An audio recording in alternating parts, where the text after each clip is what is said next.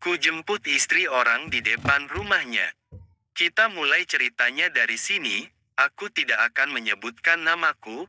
Biarkan waktu dalam cerita ini yang mengalir dan memberi tahu siapa diriku.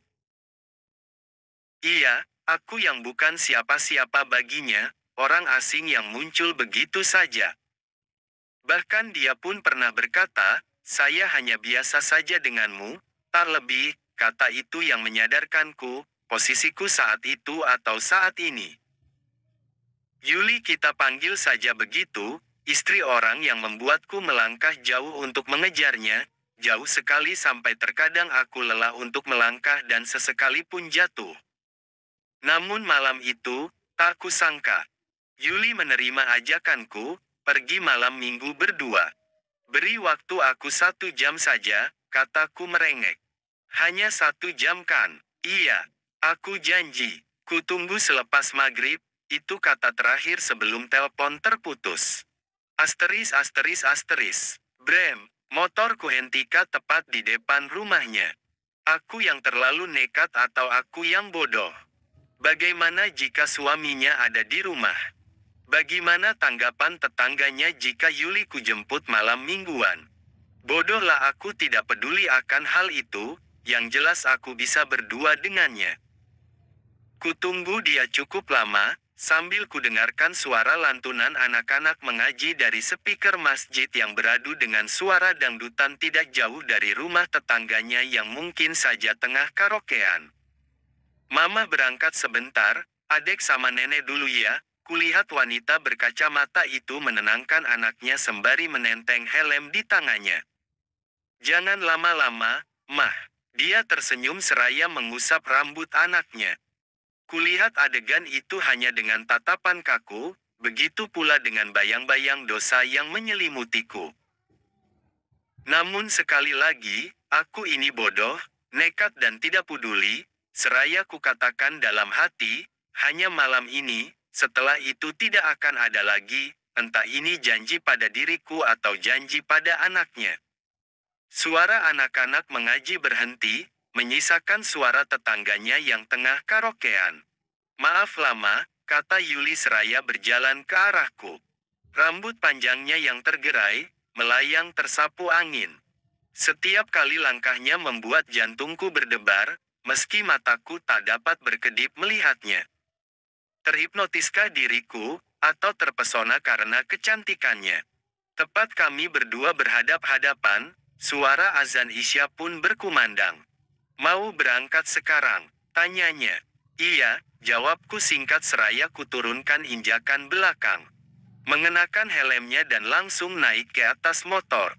Wus, asteris asteris asteris. Apa tidak apa-apa? Atau aku terlalu jauhkah untuk melangkah, memulai percakapan di atas motor? Iya, ini terlalu jauh, jawabnya singkat. Maafkan aku, sudah berapa kali kamu minta maaf? Entahlah, banyak kayaknya, coba hitung. Dari angka berapa? 5. Aku tersenyum seraya melihatnya melalui spion motor yang sudah kuarahkan ke arahnya. Asteris asteris asteris. Taman kota. Tanpa persiapan apa-apa ku duduk di sampingnya, tidak ada cerita yang kumulai. Aku hanya sedang ingin berdua dengannya. Melihat senyumnya dan aroma wewangian yang ia pakai, hal itu saja sudah membuatku tenang. Bahkan membuat pikiranku melayang, menghayal keindahan bersamanya. Waktu tersisa 30 menit, katanya tiba-tiba. Boleh minta tambahan waktu? Tidak. Kenapa? Karena kita terlalu jauh. Ku kepalkan tangan, menahan tubuh yang bergemetar, dengan berani ku genggam tangannya dan dia tidak menolaknya.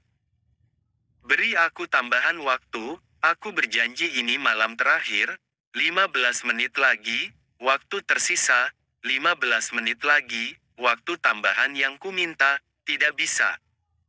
Katakan sekarang jika ingin ada yang dibicarakan, semua telah berakhir, terima kasih atas semuanya, asteris asteris. Kurasakan beberapa tetesan air jatuh, sampai membasahi hidungku. Bahkan air yang jatuh itu menetes di bawah kelopak mata, seperti sengaja untuk menyamarkan air mataku. Perlahan kuarahkan tangannya untuk memelukku dan ia meresponku dengan baik, langsung mendekap tubuhku yang lama. Hari itu, kurasakan kehangatan yang sangat jauh berbeda dan hanya dia yang bisa melakukannya. Tapi sayang kehangatan itu harus kulepaskan, karena itu bukan milikku tapi milik suaminya. Aku sadar jika aku masih ada di tempat ini, maka yang kudapatkan hanya rasa sakit yang semakin dalam dan aku tidak ingin menggendong rasa sakit ini untuk waktu yang lama. Hari itu juga, kuputuskan untuk berhenti melangkah mengejarnya. Selesai. Ku jemput istri orang di depan rumahnya. Kita mulai ceritanya dari sini, aku tidak akan menyebutkan namaku, biarkan waktu dalam cerita ini yang mengalir dan memberitahu siapa diriku. Iya, aku yang bukan siapa-siapa baginya, orang asing yang muncul begitu saja. Bahkan dia pun pernah berkata, saya hanya biasa saja denganmu, tak lebih, kata itu yang menyadarkanku, posisiku saat itu atau saat ini. Yuli kita panggil saja begitu, istri orang yang membuatku melangkah jauh untuk mengejarnya, jauh sekali sampai terkadang aku lelah untuk melangkah dan sesekali pun jatuh. Namun malam itu, tak kusangka. Yuli menerima ajakanku, pergi malam minggu berdua.